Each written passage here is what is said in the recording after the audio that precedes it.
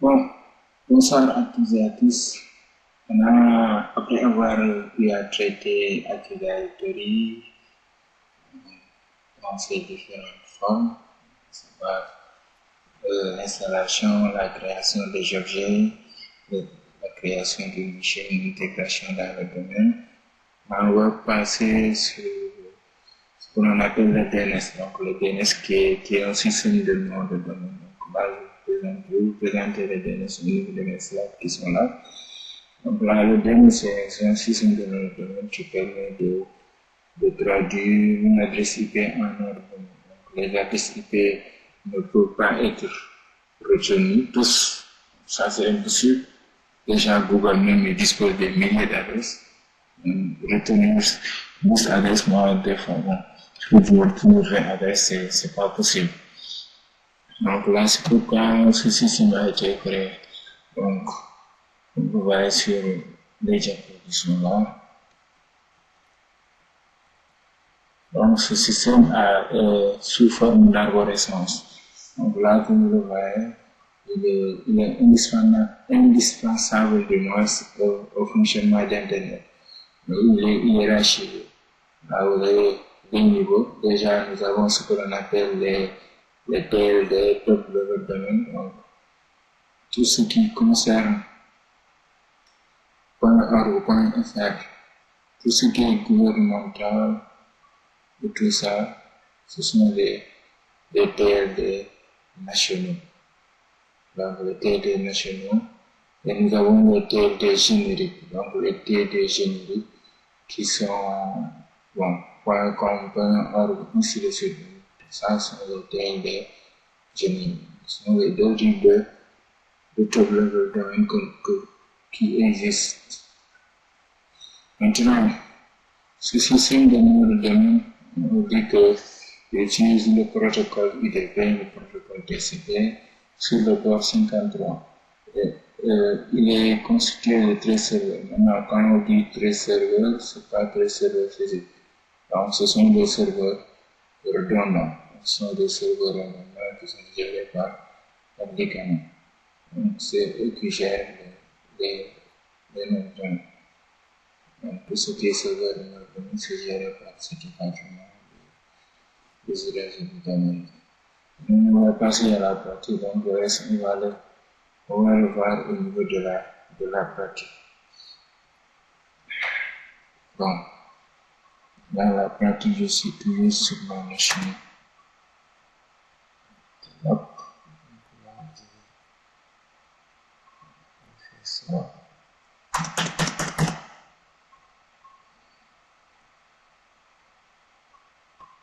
Ok, là c'est bon. Vous déverrouillez la machine. Bon, je pense que ça n'a pas besoin. Ok, là c'est bon déjà. Nous sommes sur le serveur.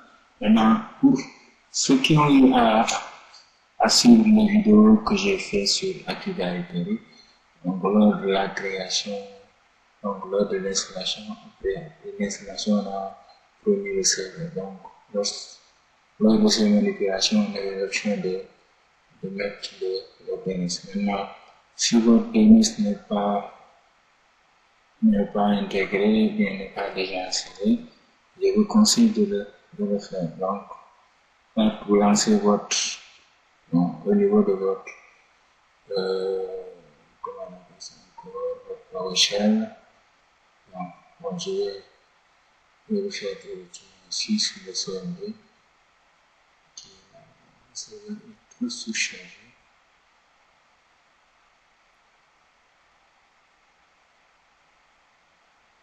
Donc là, je vais lancer un PowerShell.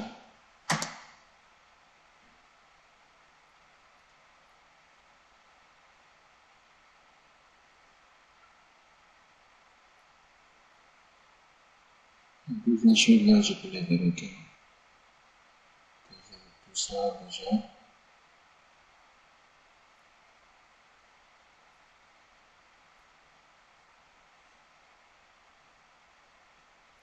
Ça, ça peut fermer.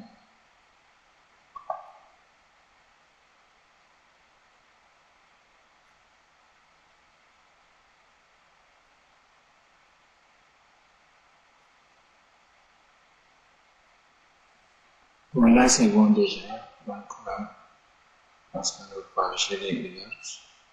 Ok, ce qu'on va faire déjà pour tester, on va faire un get Windows feature.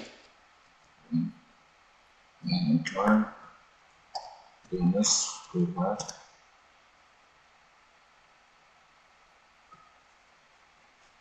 Donc là, on va chercher le service DNS. Bon, si c'est déjà installé, dans votre cas, vous faites de même.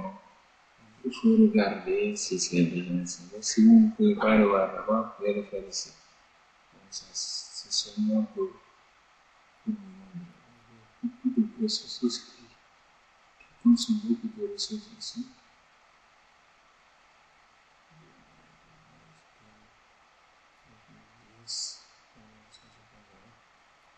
Et on va laisser la collecte de données qui est en cours.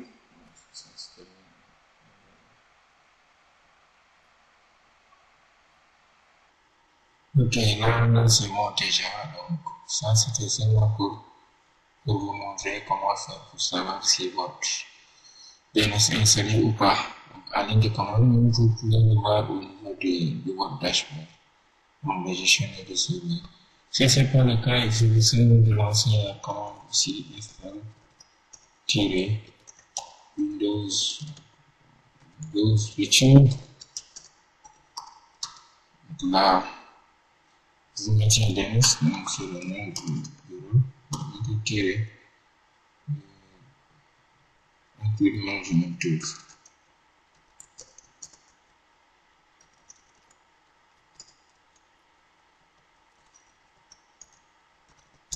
Dès que vous mettez un peu de management tools, il va vous amener les outils d'administration du DNS. Vous lancez et vous installez ça.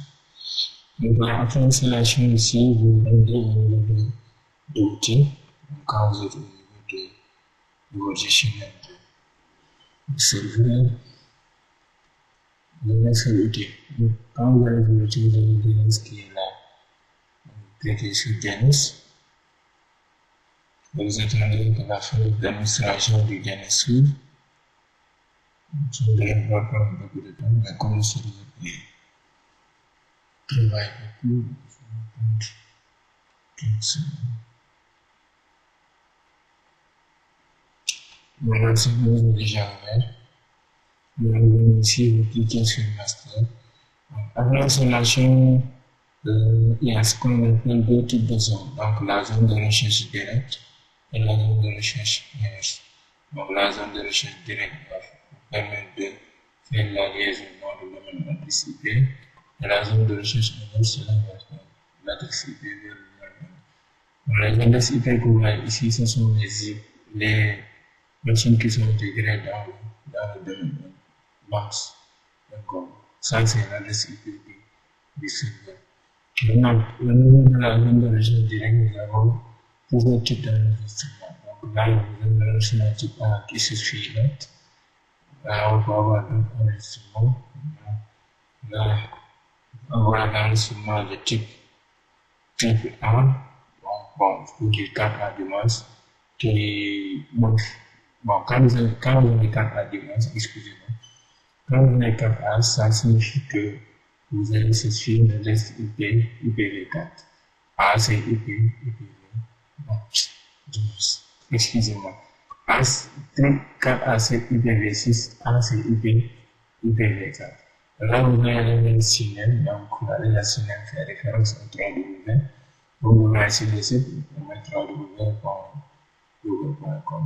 C'est cette résolution qui permet d'afficher la page. Vous avez le MX, donc MX qui signifie l'enregistrement pour la messagerie. On peut faire des délégations et tout ça, ainsi de suite. Alors, là, on va ajouter le lien signé. Donc, vous cliquez sur le lien signé. Là, vous mettez www. Là, vous allez concourir pour chercher notre outil en master. Donc là, vous allez sur IT School. OK. Alors ici, vous allez sélectionner master. Vous cliquez sur OK.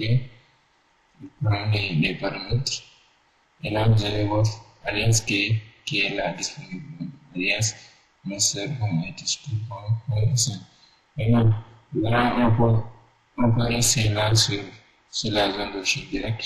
Maintenant, la zone de recherche inverse, il faut créer cette zone. Donc là, en fait, bon, je vais faire doucement. Vous faites clic droit, nouvelle zone. Donc, quand vous faites une nouvelle zone, ici, vous faites suivant. Maintenant, ça, c'est zone type principale. Donc là, toujours vous faites suivant. Là, c'est le privé. Maintenant, ici, vous allez chercher les trois premiers objets. Ok. Just, ok, comme vous le voyez ici, si vous avez l'habitude d'utiliser du Linux, courage, MS, et aller derrière donc là, c'est suivant. On va faire l'image de commandé, ok. Terminé. Donc là, vous avez votre zone de recherche inverse. Pour le moment, la zone de recherche inverse, il faut ajouter la symbole de type PTR, donc le point 2. C'est ça qui fait marcher la zone de recherche inverse. Donc, dans le bouton, toujours vous allez chercher l'autre de type A, le master. Ok, là, vous validez. Et là, c'est bon. Donc, on vient de renseigner notre pointeur. Maintenant, ce qui me reste à faire, c'est de faire des tests. Mais je vous le conseille. Là, c'est un conseil que je vous donne. Avant de faire des tests, il faut vérifier les paramètres ici. Vous allez sur propriété.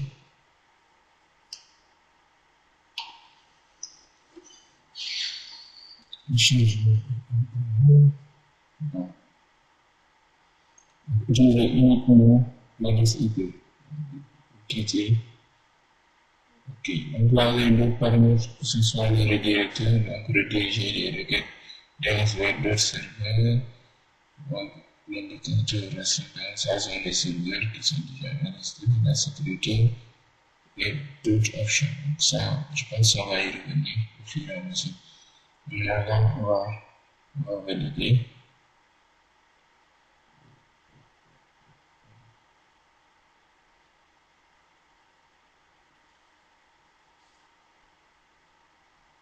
Ok, là c'est bon déjà. Maintenant, après avoir effectué ces modifications, vous pouvez faire des tests. Donc, la test, vous exécutez une SBT ici. On laisse s'ouvrir. C'est comme façon de travail avec un serveur qui est beaucoup de changements. Il faut avoir de la patience. Maintenant, je vous demande de m'ouvrir. Façon de copier de toujours. Ça. J'écoute une suite.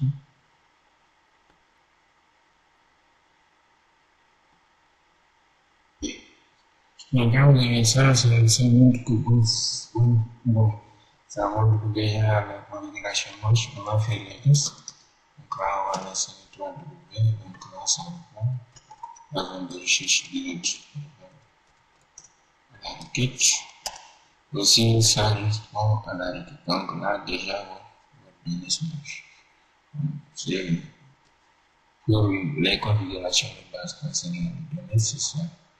Maintenant, si vous avez des questions, des commentaires à faire, n'oubliez pas de commenter et d'activer votre cloche de notification. On va faire régulièrement des vidéos. Si vous avez aussi des soucis sur des configurations, vous pouvez toujours laisser un commentaire et on va vous aider. Donc, je vous dis à la prochaine.